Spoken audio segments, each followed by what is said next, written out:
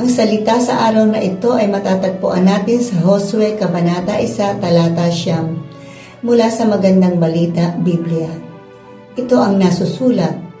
Tandaan mo ang bilin ko, magpakatatag ka at lakasan mo ang iyong loob. Huwag kang matakot o mawawala ng pag-asa, sapagkat ako si Yahweh na iyong Diyos ay kasama mo saan ka man magpunta. Nang mamatay si Moses, inihanda ng Diyos si Joshua upang pangunahan ang mga Israelita patungo sa lupang pangako.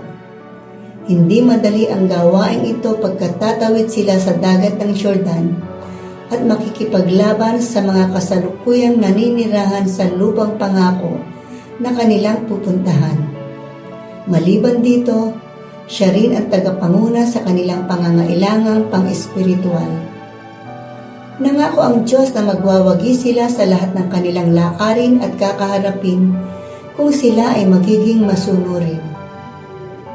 Ang sikreto ng tunay na pagwawagi sa lahat ng gawain ay ang buong pusong pagsunod sa Diyos. Sa ating buhay, mayroon tayong kakaharaping mga higante na tatakot sa atin.